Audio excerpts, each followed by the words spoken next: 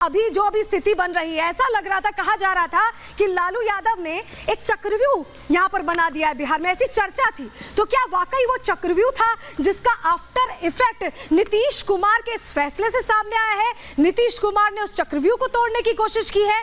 क्या है पूरी कहानी? रिपोर्ट्स देखिए और समझिए।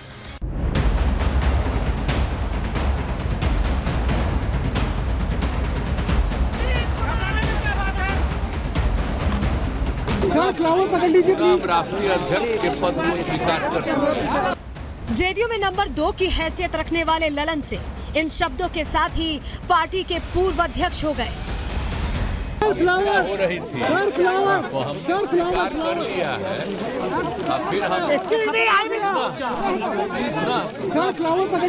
राष्ट्रीय अध्यक्ष के पद को स्वीकार कर चुके।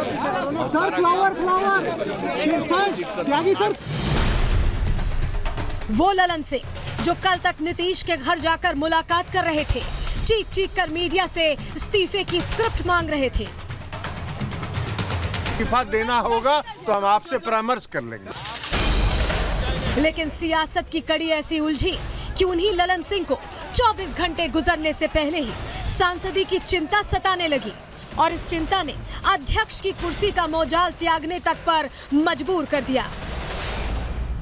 मुख्यमंत्री जी से पिछले 6 महीना से कह रहे थे कि मुख्यमंत्री जी हमको चुनाव लड़ना है, हमको इस काम से मुक्त करिए। इसके पहले 2022 में जब चुनाव हो रहा था तब भी हमने ये कहा था और उनसे मेरी ये सहमति थी, वो नहीं मान रहे थे। लेकिन अंतोगत्वा वो उन्होंने स्वीकार किया कि ठीक है, आपको अगर चुनाव लड़ना है तो आप छोड़ दीजिए, लेकिन हम खुद बनेंगे। लेकिन सियासत में एक बात पक्की है कि जो दिखता है वो होता नहीं है, जो कहा जाता है वो किया जाता नहीं। यही वजह है कि सबकी नजर ललन सिंह के एग्जिट से ज्यादा आगे की सियासत पर टिकी है और ललन के आउट होने के चंद घंटे बाद केसी त्यागी ने इसके संकेत भी दे दिए हैं। राम मंदिर के लिए न्योता अगर मिलता है तो हमारी पार्टी उसमें निसंकोच शामिल होगी। राजनीति में कोई दुश्मन नहीं होता। ये राजनीति संभावनाओं की खेल है, इसमें कहीं कोई शक नहीं। लेकिन अब यहाँ क्या हुआ है, क्या नहीं हुआ है, मैंने अभी तक अनबन नहीं देखा है आरजेडी के साथ जेडीयू के लोगों का। अयोध्या के निमंत्रण पर नीतीश भले ही चुप हैं, लेकिन उनकी पार्टी के बड़े नेता उसी समारोह के निमंत्रण के इंतजार में बैठे हैं।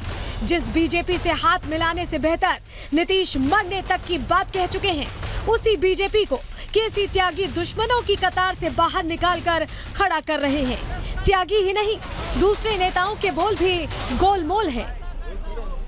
इस्तीफे की पेशकश की और मुख्यमंत्री जी ने स्वीकार कर लिया, तो इस स्थिति की घोषणा कोई पार्टी का आदमी पहले कैसे कर सकता था? आरजेडी या बीजेपी की कोई बात हम लोग नहीं कर सकते। जानकारों का कहना है कि जेडीयू नेता का गोलमोल सियासी इत्तेफाक नहीं है। चंद रोज पहले तक बीजेपी का नाम सुनते ही उबल पड़ने वाले नीतीश की खामोशी भी इशारा कर रही है कि बिहार में नई सियासत का बीज बोया जा चुका है। से ललन सिंह गायब है, इसको लेकर तमाम अटकलें भी लग रही है।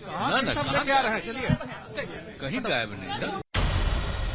एक और नीतीश खामोश हैं, तो दूसरी ओर बीजेपी की टॉप लीडरशिप भी चुप्पी साधे हुए है।